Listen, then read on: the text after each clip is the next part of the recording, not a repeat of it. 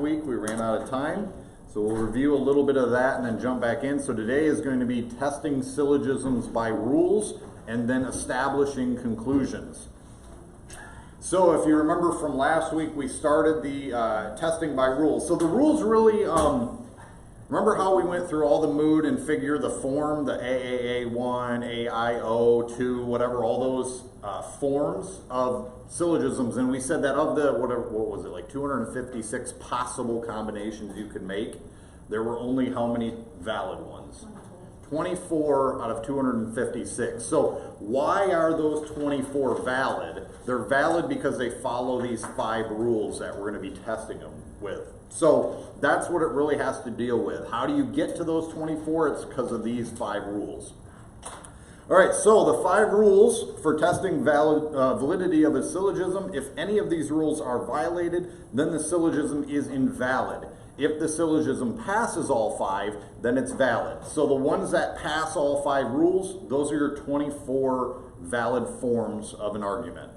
So rule number 1, again in review, in at least one premise, the middle term must be distributed. And remember that distributed means we're going to talk about all of that category. So this would be the subject of an A statement, all S. That subject is distributed. In the no or E statements, both of the terms are distributed. And in the some are not, the O statements, the not is distributed. So it's talking about everything in that category. So rule number 1 says at least one of the premises, the middle term, must be distributed, or talk about all of that category. Number 2, if a term is distributed in the conclusion, it must also be distributed in its premise. So if the major term or minor term is distributed in the conclusion, then it also must be in the major premise or minor premise. It must also be distributed. It has to match. There's got to be that mirroring. Number 3, or rule 3, a valid syllogism cannot have 2 negative premises. Rule number 4, a valid syllogism cannot have a negative premise and an affirmative conclusion. Rule number 5, a valid syllogism cannot have 2 affirmative premises and a negative conclusion. All right, so we'll unpack all 5 of these as we go. But those are the 5. So those 5 rules get you your 24 valid forms. Any of the ones that are invalid break one or more of these rules. All right, so compare the last 3 rules. So you see rule 3, 4, and 5. If you give them some thought, you should recognize an application of 3, 4, and 5. If a syllogism has a negative conclusion, then one of the premises must be affirmative and the other one is negative.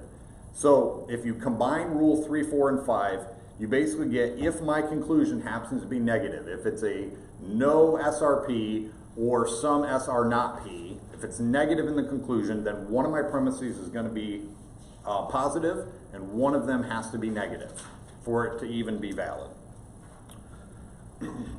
You should also, so then, yep, you guys got all those blanks. I guess I'm forgetting you got blanks. Well, you read them again, please.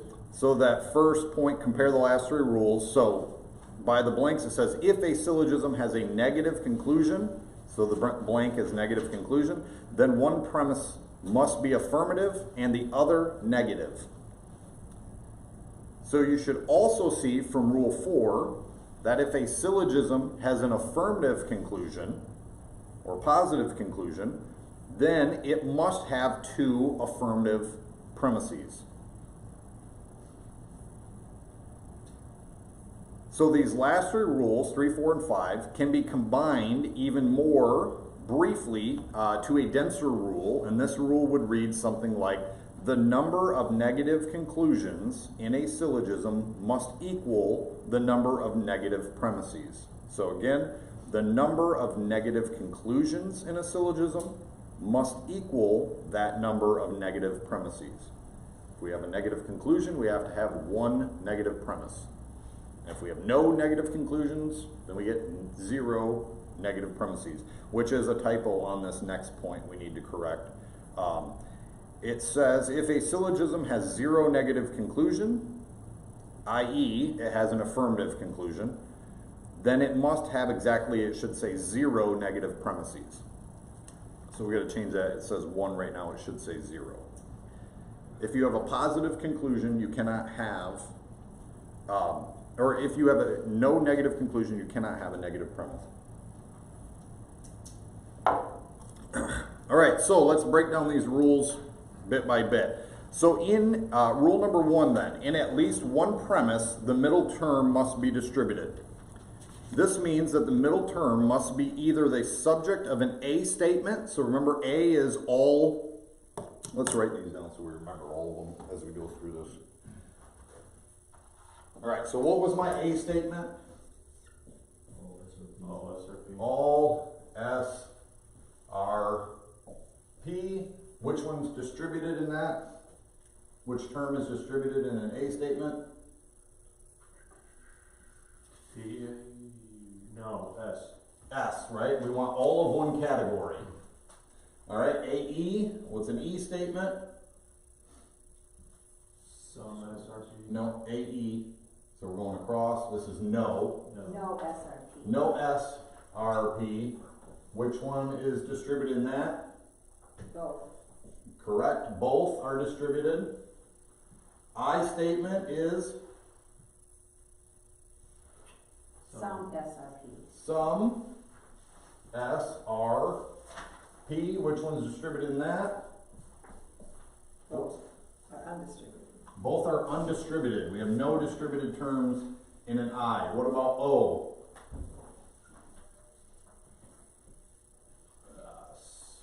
Some S are not P.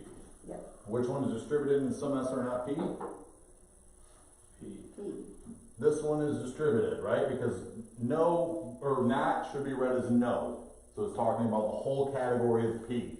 So we're only talking about some of the category of S, but we're talking about everything in the category of P. So distributed is talking about that whole category, right? Because we're doing categorical logic. So it's the whole category, everything that should go into that category. So this is our distribution of terms. All right, so the middle term, back to rule 1, this means the middle term must be either the subject of A, okay, so again, subject is S. It either needs to be a subject of A, or the predicate of an E, or the predicate, or subject or predicate of E, or the predicate of O. So for our middle term has to fall in the subject here, the subject or predicate, subject or predicate of that, or here. So I have to have at least one of these statements in my premises where the middle term is in one of those positions. All right, so below is a small diagram showing the terms are distributed or undistributed in a categorical statement. So again, this is all review from last week.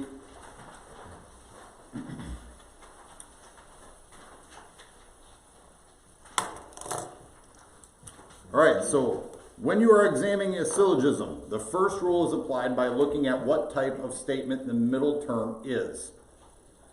For example, consider the following: all men are mortals.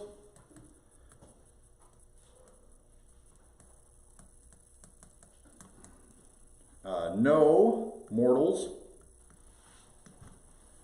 are angels.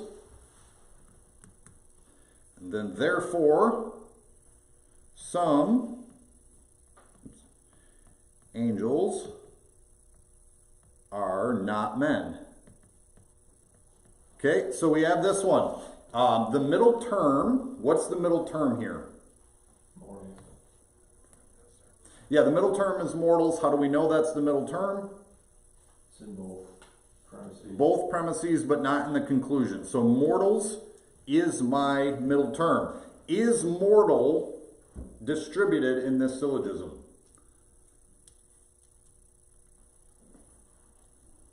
What about the first premise? Is it distributed in the first premise?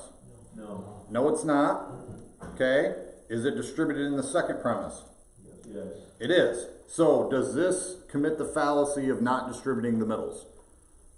No. No, because I have at least one time it needs to be distributed. So the middle term occurs in two statements. The first one is an A statement, right? And then we have an E statement. because in an E both are distributed, at least our middle is once distributed in this syllogism. So, no middle term, no, the middle term is not distributed in A because it is the predicate. So it's falling in that P, so it's not distributed in the first one, but it is distributed in the E statement because both are distributed. So the syllogism therefore passes the first test, which this is where we, I think, got to last week. So the rule is not broken. If the rule was broken, it is known as the fallacy of the undistributed middle. So if we had any other kind of statement in premise 2 where it was not distributed, then this would be invalid as an argument. Okay, so that's rule number 1. So here's an example. Let's give another example here that we have. We have all men are created beings.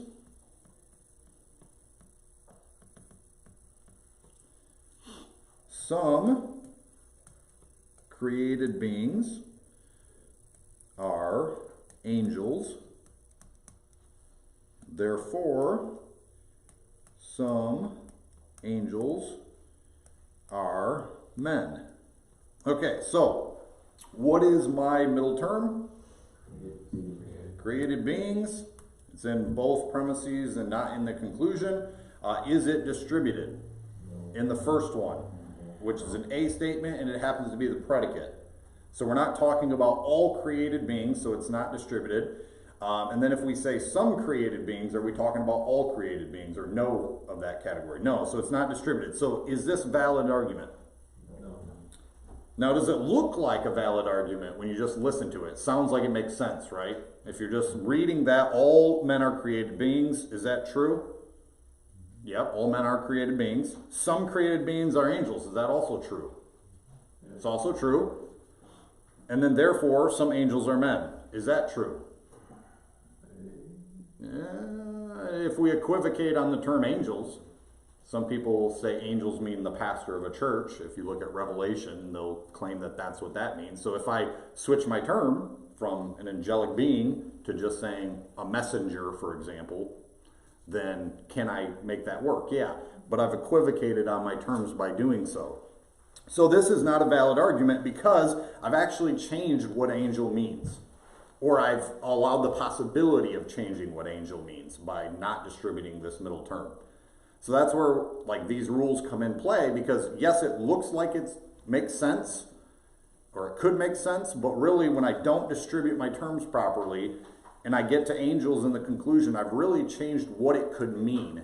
And now I've committed another fallacy where I've equivocated on my terms. I meant one thing, I meant the angelic beings that are powerful and everything else in my premise, but when I got to my conclusion, now I've opened it up to more definitions of angel than just that.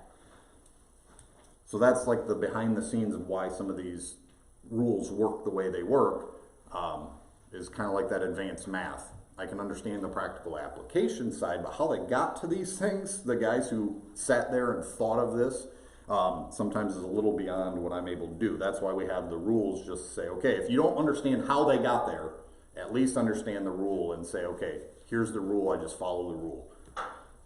All right, so the middle term created being is not distributed in either premise. Therefore, this syllogism is invalid as it has an undistributed middle. If the middle term is undistributed in both, meaning that neither premise does it refer to all of its members, then no necessary connection is made between the premises. So, again, some of that implication stuff from back when we did the square of opposition. If I don't talk about all the things in that category, and I'm only doing some, there's no necessary implication. So if I say some of you in this room are Christians, well, that doesn't necessarily mean that some of you are not. I'm only talking about certain. To make it more obvious, I say, you guys are Christians, right? That's some of the room. That doesn't mean anything about this side of the room. I'm not talking about this side of the room. I'm just talking about this sample of the whole room. So that's where if we don't distribute it, now I'm talking about just this part of the room. This part of the room are Christians. Okay, well you could be too, but I don't care. I'm only pulling this side of the room for now. So that's where if you don't distribute something, and I'm not talking about all that category, there's no necessary implication. Now, if I say this whole room is Christians, now has that distributed to the whole sample, right? So then would it also be true, by implication, that this section of the room is Christian because the whole room is Christian? So that's a necessary implication. But if I just start with this and say this side of the room is Christian, it doesn't mean anything necessarily for the whole. The whole room could be Christian, or the whole room could be divided, half Christian, half not Christian. We don't know. So we can't make that inference just based on that sample. So here's an example of where we commit the fallacy. So we did that. All right, next page. Rule number 2. Are there any questions on rule number 1? Tried to move a little fast because it's kind of a review from last week. Okay, rule number 2. If a term is distributed in the conclusion, so if the conclusion has a distributed term, so if it's A, the S is distributed, E, both are distributed, or O, just the predicate is distributed, I have to distribute it in its premise. Now, what do I mean by its premise? If a term, right, what's the term? Either the subject or the predicate, right? We have 2 terms, subject, predicate. If the term is distributed in the conclusion, it must be distributed in its premise. So what do we mean by its premise? Would that be the premise where it's the major Right, term? so, try to write down that with that for a minute. All right, if I have, right, so let's say this one is my conclusion today. I have an O statement conclusion, some S are not P. What one is my major premise? Or my major term, excuse me. Whatever P is. P, right? This one's my major, this one's my minor, right? So then, is there a major premise and minor premise that go along with those? Right? The major premise is usually your P1, your minor premise is your P2. So, their premise, that means if this one is distributed, right? If this is my conclusion, this one is distributed, that means the major premise, it also has to be distributed. Now this one isn't, so we don't really care. But for this rule, if this is my conclusion, some S are not P, that's distributed in the conclusion, it must be distributed in premise 1. Okay, so this rule is a result of a more general rule that in a valid syllogism, the conclusion cannot go beyond the premises. So what that means is, again, talking about the whole group, if in my conclusion, I'm talking about nothing in that whole group, is that broader than just talking about some of that group? So if I conclude that no one in this room is an atheist, but in my premise I say some of you are not atheists, or some of you are Christian. If I say some are Christian, does that mean that necessarily none of you are atheists, just because I say some of you are Christian? No. So that's where I say, if my premise is some of you are Christians, and I'm only talking about parts, right? Some SRP, some of this room are Christians. Does that mean I can conclude that no one here is atheist? I cannot. So that's where the conclusion would go further than what the premise was able to say. So we do this in speech all the time, right? This is one of the things that we regularly break in everyday language, where we'll know that something's true, like, oh, some of you are Christians, therefore nobody's an atheist in here. Nope, not necessarily. It might be true. It may be true no one in here is an atheist, but it doesn't naturally follow logically that just because some of you are Christians, that none of you are atheists. So, our conclusion cannot go further than our premises allow. So, in terms of conclusion, refer to all the members of a particular class, i.e. its distributed term, then the term in its premise must refer to all the members of that class. So if I want to say something about everyone in this room, I have to, or conclude something about everyone in this room, I have to say something about everyone in this room in one of my premises. I got to be talking about the whole room first, not just part of the room. So this rule can be illustrated by looking again at the first example on the rule number 1. The conclusion is an O statement. Looking at our paradigm, we can see the predicate of an O statement is distributed. That term must therefore be distributed in the premise which it occurs. So when this rule is broken, it can have two names, depending on which term is not distributed. So if the major term, so again, if the predicate is distributed in the conclusion, but not in its premises, it's known as an illicit fallacy of illicit major. So the major premise is distributed in the conclusion, but not the premise. Therefore, or the term, excuse me, the major term distributed in the conclusion, not in the premise, it's the fallacy of illicit major. If it's the minor term that's distributed and then not in the premises, then it's the fallacy of illicit minor. So fallacy of illicit major, fallacy of illicit minor, referring to the term, the major term or minor term. Okay, so let's look at an example. Some rocks are granite.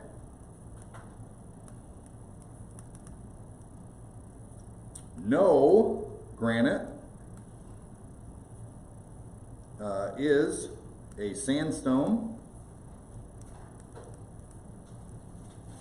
Therefore, some sandstones are not rocks. All right, so what's my middle? Granite. Is it distributed? Does it pass rule 1? Yeah, pass rule 1. No granite, so that is distributed in the second premise. In my conclusion, is anything distributed? Rocks. Rocks is distributed in my conclusion. So that's my major term. My major term is distributed. Is it distributed in its premise? No. It is not, because we have some rocks. So we're only talking about a part of the category of rocks, but then when we get to the conclusion, we're talking about all the rocks. So, is this valid or invalid? Invalid. It's invalid for what reason? What fallacy? Illicit major. Illicit major, because my major term is distributed, but it is not distributed in its premise. So, therefore, you see that the major term rocks is distributed in the conclusion, but not distributed in its premise. So it is invalid. So let's get another example here to do the other way around. So we have all textbooks are writings. Then we have all textbooks are books. And then therefore, all books are writings. All right, so what's my middle term? Textbooks. Is textbooks distributed in at least one of the premises? Yeah. It is in both. All right, what is my major term? Writings. Is it distributed in the conclusion? No, it is not. So we don't need it distributed up here, which it is not. What is my minor term? Books. Books. Is books distributed in my conclusion? My minor term, are we talking about all the books? Yep. We're talking about all the books, so it's distributed. Is it distributed in its premise? No. No. So what have we committed? What fallacy? Illicit minor. Illicit minor. Okay, so that's illicit major and illicit minor. All right. Questions on that? I think the thing here that it sounds right. It does sound right. It sounds right to say all books are right. Right. But technically, because of the way the premise is structured, it's and it's Right. invalid. So like, I think that's where people Right. get tripped up. That the problem is, yes, when all the premises sound true and we agree with the conclusion. For example, we talked about this one before. The conclusion was the King James Bible, is the Word of God. All right, so that's the conclusion. Do we all like that conclusion? Do we all agree with that conclusion? But the question is, did we arrive at that conclusion by valid means? Was our thinking correct to get to that conclusion? So the conclusion can be true, but our thinking was really bad in how we got there. How we reasoned our way there was bad. So it doesn't work.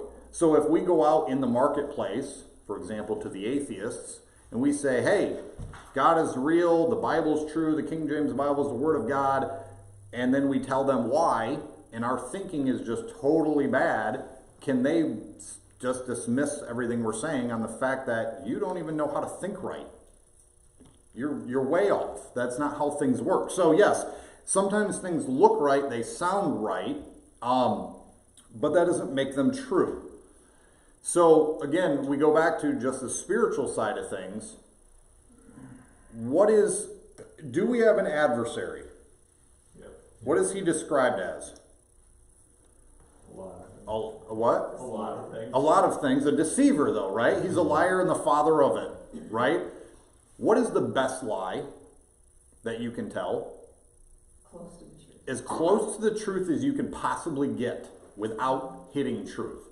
So I want to get as absolutely butted up against truth as I can get with just one tiny bit of error. Because with truth, if it was a percentage, how percentage-wise do you need to be to get truth? 100%. It has to be 100% true to equal truth. There's no like, oh, 95 is close enough. So if I can get to 99.9% true, is that true? No, it's false. Like there is no wiggle room. It's either true or it's not true. So if I want to tell a good lie, I want to be 99.9% accurate.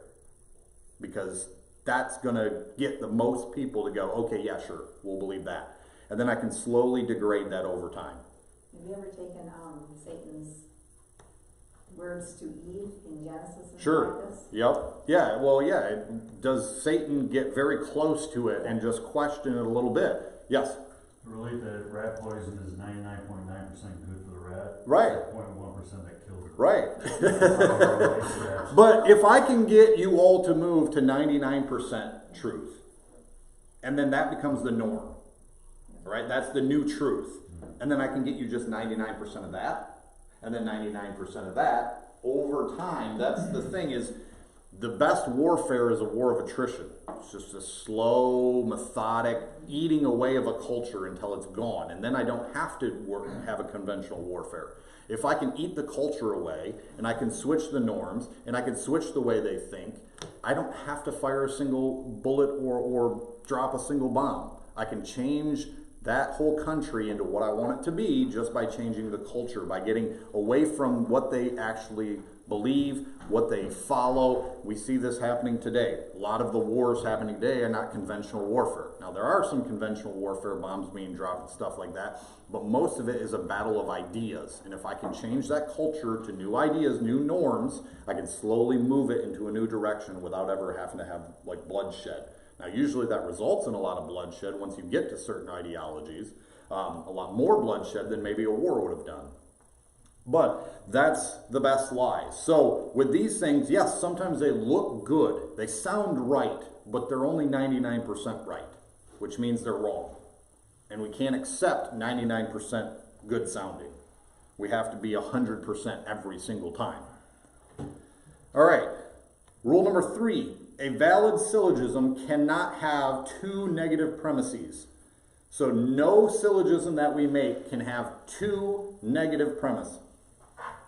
Any syllogism that has an E or an O statements as a premise has only E or O statements as the premises, is therefore invalid. So if we looked at all those possible combinations, anything that's OO, OE, EO, or EE, all of those are invalid. There are no valid ones that contain those combinations as your first two letters.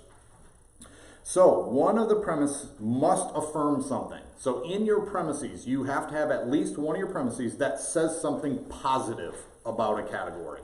You got to claim something positively about a category. You can't just argue from negatives. So one of the premises must affirm something. If they are both negative, no valid conclusion can be drawn. If I just say negative statements, I can't get to a logically necessary conclusion about those things, right? So sometimes, is it hard to define certain words? Are there certain words that are very hard to define? So a lot of times what we'll do is we'll try to define by telling what it's not. So I'll say like, okay, let's say time. Well, time's not a thing you can hold, right? So am I starting to describe time by saying what it's not? Time isn't made up of particles that we can put in a bottle or whatever. Am I ever going to come to a really good positive definition of what time is by just telling you what it's not? Now, yeah, I'm canceling out things that it isn't, but I'll never get a really good conclusion about what it is until I start describing it positively. The same is true about any argument. I can't really make a good conclusion by just saying what I disagree with or what I don't think is true. I have to say positively, here's what this thing is. All right, so give you an example. So we have some Turks are not Muslims. Then we have no Hindus are Muslim.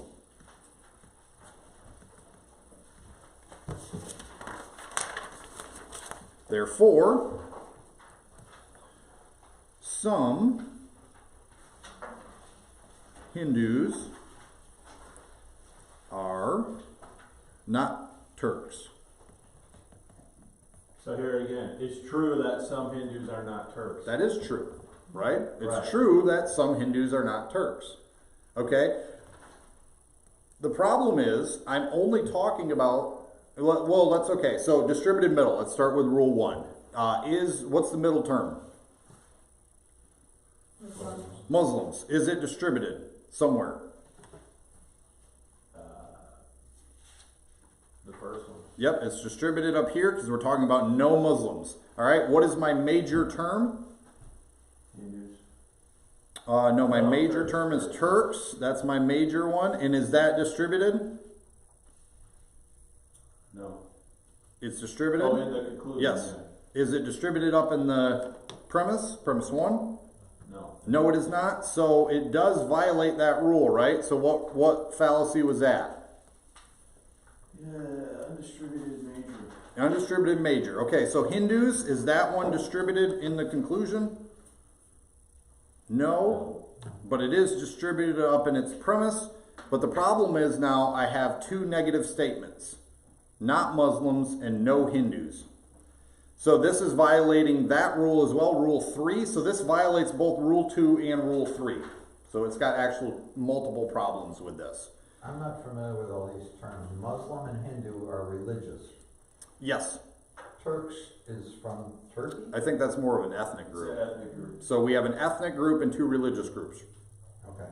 So, yes. Still doesn't make It'd be any like- sense. Right, and that's why it doesn't make Everything know sense, that. because yes, we're combining categories that don't really go together. And that's what it's kind of showing is I have an ethnic group, some of this ethnic group, I'm not talking about all, some of this ethnic group have nothing to do with Muslims. The whole group of Muslims. Then I have a whole group of Hindu, which is a religion. No of this group are Muslim. And again, is this one distributed? Not here. Oh, yes, it is. So we have distributed. So none of this whole group of Hindus is any part of this group of Muslims. Now we're going to try to make a conclusion from this and say that some Hindus are not Turks. Now that's true that some Hindus are not Turks, but it's not really helpful at all, is it? Like we It's could also true that no Hindus are Muslims. correct. If they're technically Hindu, Yeah. but although Hindu, well, see, that's different. So under Eastern mysticisms like Hindu, all forms of religion are good. So You could be Hindu and Christian, or Hindu and Muslim, or Hindu and whatever, because they don't believe in Western logic as far as you're this or that. They think they're all good a lot of times. So, yes, because of their faulty reasoning, they think they can be something and not that something at the same time. But for us, Western logic, no, Hindus are not Muslims. They're not the same thing. But I'm also talking about converting somebody. Right, they might have been before, and again, that's where our terms would matter. So, like, let's say somebody grew up Hindu and became Christian later on, converted, but still refers to themselves as Hindu in a more of a cultural sense. Culturally, I grew up Hindu. That was my culture. That was like what I identify with as a child. So I'm never not Hindu, even though now I'm Christian. But again, now are we talking about the same term? No. No, because we've changed the term from the religion that you currently believe to a cultural identity. Yeah. So those are not the same thing. So this commits both of those. What's that? I work with a guy that's like Yeah. Hindu and Christian. Yes. Yeah, so again, on their system, they don't follow Western logic, or what we're doing they call Western logic. Right. So they say, yes, you can be Hindu and Christian, or Hindu and Muslim, because all religions get you back to that same thing. They're all good. So, yes, if we don't apply logic, we can be all things and no things. So they're like universalists? Kind of. In a sense, yes, universally, every religion is good and a way to higher being. So they're all good paths, so to speak. They can all fit together, but yeah. All right, so it has two negative premises. Again, this is not going to give us a for sure conclusion. And that's what we want, is a for sure conclusion that comes necessarily from the premises, which this one does not. So it's only going to give us a maybe it's true, maybe it's not. So again, because we could do that, we could equivocate on Hindu. And we could say Hindu as a religion, as one term, and Hindu as a cultural identity in the conclusion. And you get the same thing with any religion. Correct. Christianity. Correct. Judaism. So that's where we can't use that argument, because it allows for that equivocation. All right, rule number 4. A valid syllogism cannot have a negative premise and an affirmative conclusion. So if any of your premises are negative, either a E or an O in any of your premises, then you cannot have a positive conclusion. You got to have a negative conclusion now. So the first thing is determine the nature of the conclusion. If it is affirmative, an A or an I, then you cannot have an E or an O statement in the premise. So if I have a positive conclusion, I have to have only positive premises. But if I have a negative premise, that means my conclusion needs to be negative as well. I need 2 negatives, and only 2 negatives. So this syllogism, where am I? Yes, another syllogism here. Oh man, I should have left it up there. Same one. All Turks, oh, it's slightly different. All Turks are Muslims in this example, and no Hindus are Muslim. And then so therefore some Hindus are Turks. All right, so what's my middle term? We'll start with rule 1. What's my middle term? Muslims. Is Muslims distributed in at least one of my premise? It is. Premise 2 has it distributed. What's my major term? My major term is Turks. Is Turks distributed in the conclusion? No, it is not. So it does not need to be distributed up top. Is my minor term distributed? Hindus. No, it is not in the conclusion. So again, we're not needing that to be distributed up in the premises. So then we go to rule 3. Do we have 2 negative premises? No. No. I have 1 positive, 1 negative. So we're good there. Passes rule 3. Rule 4, it cannot have a negative premise and an affirmative conclusion. So is my conclusion affirmative or negative? affirmative. It's affirmative, so that means what? You can't have all Hindus. It's invalid because of P2. So this is an invalid argument, and that would be called commit the fallacy, or whatever is the negative premise and affirmative conclusion. Very, very creative fallacy. So the fallacy of the negative premise and affirmative conclusion. So the one before it was very creative as well. If you didn't get that blank, the rule 3, if it's broken, we say we have 2 negative premises. Very, very creative. Not easy to remember some of these because they're not very creative. Illicit major and illicit minor you can kind of remember because they have a little bit more creativity to them. Yeah, sounds better than saying the fallacy of the negative premise and affirmative conclusion. All right, so this is invalid.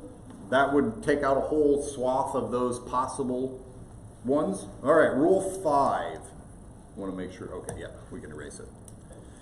All right, rule 5 is a valid syllogism cannot have 2 affirmative premises and a negative conclusion. Now again, some of these rules kind of all layer on top of each other, but if I have a negative conclusion, I have to have 1 negative premise, right? So if I have 2 positive premises, can I have a negative conclusion? No, because I need a negative premise for a negative conclusion. So the example we give is all whales are mammals. No canaries are mammals. And therefore, some canaries are not whales. Okay, so going through the rules, what's my middle term? What's that? Mammals? Is mammals distributed in at least one of the premises? Yes. Yes, it is. P2. What is my major term? Whales. Is it distributed? Yeah. So is it distributed in the premise? Its premise, premise 1? It is. All whales. Okay, cool. What about my minor term? Canaries. Is it distributed in my conclusion? No. No, so I don't care if it's distributed or not up in my premise. Then we need, do we have 2 negative premises? No. No, so it passes that rule as well. I feel like I missed a rule in there. No, we got that. No, I got them. Okay, so do we have rule 4? Do we have a negative premise and an affirmative conclusion? I have a negative premise, right? P2, no canaries. But I have a negative conclusion, so I'm good. Passes rule 4. Rule 5, a valid syllogism cannot have 2 affirmative premises and a negative conclusion. Did I pass rule 5? Do I have 2 affirmative premises? I do not, right? So I passed rule 5. Is this a valid argument? Yes. It is valid. So this one is a valid argument. I have a problem with the word some in the conclusion. Why is that? Wouldn't that be better written, therefore no canaries are whales? Exactly. I would prefer it that way. Yeah. So, The yes. word some means Right. less than all. Correct. I'm not talking, it's undistributed, right? So I'm only talking about part of that group. So, yeah, what happens if part some, of the group aren't whales? yes, part of the group are not any part of the whale group. Correct. So, does that really tell me a whole lot about canaries? No. No, So- it only tells me about some of the group of canaries, which is largely not helpful. So one of the things they will say, modern logicians, even in those 24 forms that they say are valid, they don't want any of the conclusions to have a particular like that. So they even take out some of those valid ones and say, because it doesn't really tell me anything. I mean, it's an argument, sure, it's valid, sure, but it doesn't really tell me anything conclusive. So what's the point of even wasting your time doing all this when you come to a conclusion that, I mean, a child could have told you that. You know, a little kid could have told me that some canaries are not whales. And the implication is that then some are whales. It could be. Well, it leaves the possibility. It's not implying that it has to be, but it's implying that it's possible still. And again, why? I've argued nothing at this point. So, but it's safe. And the reason why is that's a safe argument. If I just say some canaries are not whales, well, I'm right. I'm right. I win that part. But I'm also not saying too much. So where Less than all correct. canaries are whales. Yes, I'm saying at least part of the canaries out there are whales, which leaves the door open for me. So this would go back to like the originals only sort of arguments, where Christians said the original autographs were inspired by God. Okay, can I prove them wrong? No. Why not? Or if I say the original autograph said da da da da da, can anyone prove me wrong? No, because we don't have the originals, so nobody can look at the originals and see if I'm right or wrong. So if I confine inspiration just to the originals, I might be right that the originals were inspired, but I also leave the possibility open for maybe stuff today's inspired or preserved, or maybe it's not. I can move as people attack me. So yes, it might be true that the originals were inspired, but it's not very helpful because we can't prove if they are or aren't or whatever because they don't exist anymore. So this is like, so yeah, some canaries are not whales is kind of, yes, that's true. Some canaries are not whales. That's a true statement, but it leaves the door open to all kinds of other possibilities where I don't really get a good conclusion. It seems like a false statement to me. Right. I mean, it's definitely true. If I say some canaries are not whales, is that true? It's true. If I just had one canary and I said this particular canary is not a whale, is that a true statement? Yes, but it's not as Right. precise as it But could Right. be. here you're not talking about just one canary. Well, yeah, I could have a cage of just canaries and say these canaries are not whales.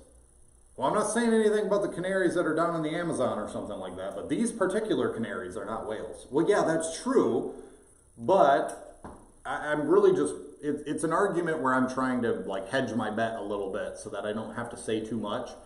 Politicians are great at this. This is a very way to argue politically. This is a way you would do that, is you try to make sure your conclusions are particular rather than universal, because it's a lot easier to defend our particular position than a universal position. All right, so we see right away that the conclusion is negative in this example. This means one of the premises has to be negative as well, which the minor premise is. So here's an example of breaking the rule of 5. So we need all whales, we're going to change this up, are sea creatures.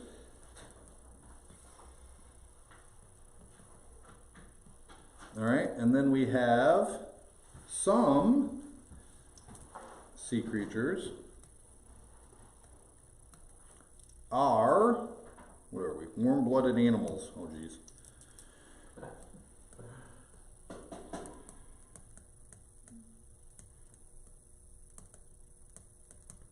So therefore, no warm-blooded animals are whales. Okay, so in this example, we can go through it again. What is my middle term? Sea creatures. Sea creatures. Is sea creatures distributed in either premise? Yes. Yes. All whales? No, it's not. It is not distributed. So does it break rule 1? It breaks rule 1. Okay, so rule 2, what is my major term? Whales. Is whales distributed in the conclusion? Yes, it is. Yes. Is it distributed in its premise? Yes. It is. No warm-blooded animals. Is warm-blooded animals, that's my minor. Is that distributed in the conclusion? No. It is. Oh, it is. Is it distributed in its conclusion?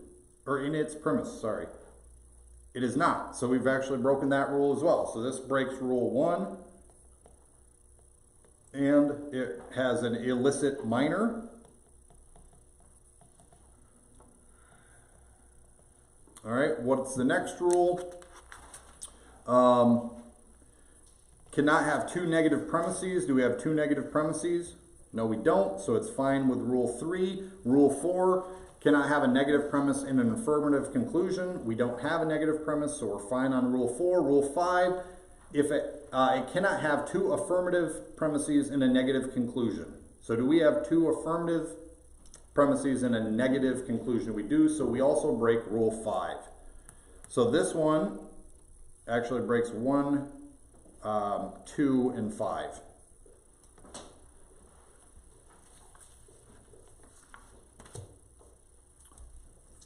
So, next page, when Rule 5, this rule is broken in a syllogism, it is called, again, another really creative one, two affirmative premises and a negative conclusion. Fallacy. real catchy. You remember those ones pretty easy, I'm sure.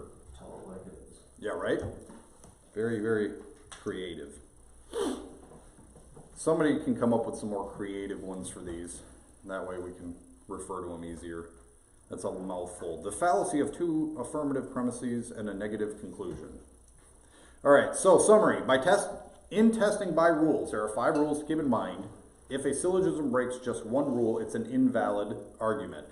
If it passes all 5, it is necessarily valid, but not necessarily true. If we go back to the whole truth thing, just because it's valid does not make it automatically true. What do I need for an argument to be sound or true?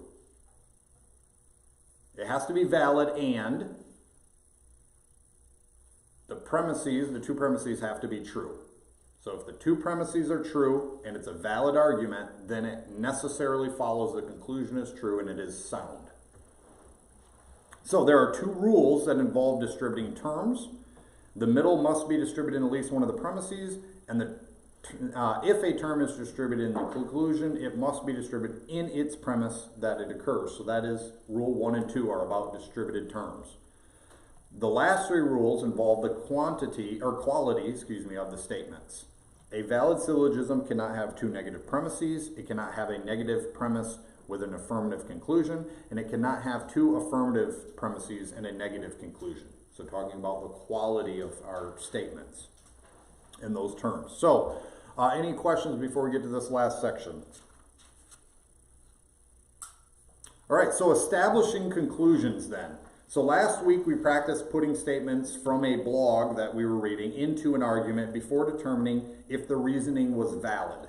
So establishing conclusions is the positive formation of an argument and consists of 4 steps. So before we even get to those 4 steps, in the example from last week where we read that paragraph and then we tried to build arguments off of what was being claimed, how we're going to find a conclusion statement. Now remember, there were buzzwords, right? We had some buzzwords, obviously in conclusion or therefore or words like that kind of clue us in. But what if they're not using words like that? Maybe they just say some things. What I do is I ask a question, which is, what is this person trying to get me to agree with? What are they trying to tell me I need to believe? That's what I'm going to look for when I see a conclusion, is what is this person's point that they're trying to get me to agree with them? And then you can look for those buzzwords. Once I think I found what the conclusion is, all right, step number 1 then is I put that statement to be established into a categorical form, which we did, and determine what type it is, an A, E, I, O, or O sort of statement, okay? So I find what I think their conclusion is. Then I go over and I try to stick it into a categorical statement and determine what letter it is. Then I need to go to my valid arguments. So from the next page, I put your valid 24 arguments on there. So I find the conclusion, and if I look at those 24 valid points, which letter is representative of the conclusion? The third letter, right? So let's say, we had the earlier one. This was from a real example as well. The King James Bible is the Word of God. All right, so what type of statement is this? A, E, I, or O? A. It is an A. It's kind of an understood. It's like that understood U in English. We haven't understood all King James Bible is the Word of God. So, in that example, the King James Bible is the Word of God, I have an A statement. Okay, A. So I look at that list, and I got to find any valid argument that has a third letter of A, because that's my conclusion letter. So of that list, how many end with A? Like one. Just one. So if I want to make a valid argument out of this statement, which form do I have to choose? AAA rated. That's it. AAA number 1. So if I go to build a valid argument off this statement, I'm going to have to use an AAA1. So that already tells me how this is going to somewhat look. I know it has to be an AAA, and I know it has to be figure 1. So then I know this is going to be an all S is or RP, and then all S is or RP. So I already know that. And then I already know a couple of the terms. The Word of God is my major. So if I'm in a figure 1, that means my middles are going to be here. So my middle and middle. So this is going to be Word of God. And then this is going to be King James Bible. And I got to come up with one more term. Okay, so I already know all that. So that's what this is going through. So, number 1, we put it into categorical, which is this. All King James Bible is the Word of God. 2, I found the form, AAA1. That's the one I have to find. Number 3, place the conclusion in the selected form of the syllogism and fill in the known terms, leaving the middle blank. And then 4, my last step is now I need to find a middle term. So that makes the premise true, thus completing the argument. Now, in the example from a while ago, it was all books having numerological miracles. So we'll just put number miracles and number miracles. Now, this was this individual's argument. I didn't supply that middle term. That was supplied in the body of their work. So, if we were just to assess this now, King James Bible, well, let's see. Is our middle term distributed in at least one premise? It is. Yep. First premise. Is our major term distributed in the conclusion? It is not distributed. So do I care if it's distributed in the premise? No. Is my minor term distributed? It is. Is it distributed in the premise? It is. Is it 2 negative premises? No. Is it a negative premise with a negative conclusion? No. So this passes all 5 of the rules. That's why this is a valid form. So when I constructed this, you can see it follows all 5 of those rules we just talked about, and that's how I'm going to build an argument. So I find that conclusion, and I know everything but the middle term, and I know what form to put it in, so I know exactly what the argument's going to look like. Now, with the 2 examples from last week, we were able to make an AAA1, which was valid. We weren't able to make a second valid argument. It didn't follow all the rules. And the reason why is we didn't try to construct it bad is because they gave us the bad statements. So they already supplied the statements they wanted in here, and we weren't able to construct a valid argument with it. Because one of their statements didn't go with the statement of the conclusion. So if all we have is the conclusion, we can hopefully construct a valid argument for them or for ourselves, but sometimes not. So those are the 4 steps. Like I said, I would add another step and just say, how do you get that conclusion? You got to look for those buzzwords or try to ask the question, what are they trying to prove to me? And then if I have support statements in their premises, I ask, what does this person say to either prove or support that conclusion? And then I'll fill those terms in with those statements. So that's basically how we're going to do like what we did 2 weeks ago, or last week when we looked at that real life example. We said, okay, we could see some statements already there. We don't have to make them because they made them already for us. what one is the conclusion, what one's in support, build the argument. We found one was invalid based on the statements they had given us. The other one we were able to construct a valid argument, which was great because then now we can engage with a valid argument. So we are pretty much out of time for more examples. So is there any questions on that?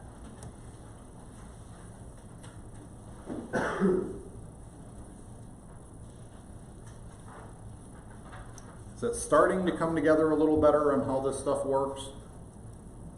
A little bit. It is complicated, I get it. So if you look at those 24 valid forms, there's two things. Modern logicians reject every figure 4, saying that it's a useless form. So anything with a figure 4 they say is useless today, for whatever reason. It's kind of like that, well, some canaries are not whales. That's just not useful. It just doesn't help. And then, so they also say, as well as all universal premises with a particular conclusion, which is what we said. If we have an all and then none and then a some not, that's just useless. So what Mike pointed out, modern logicians also agree. If I have a statement and then let's say an E statement, I got two universals, all SSP, no SSP, and then I get to my conclusion and I throw up an O statement where I'm just saying some canaries are not whales. Modern logicians say anything that follows that pattern is pretty much stupid. It's not even worth saying it's valid. Sure, it's technically valid, but who cares? So those 24 are all valid, but they might not all be useful in trying to ascertain truth, is basically what modern logicians are saying today. All right,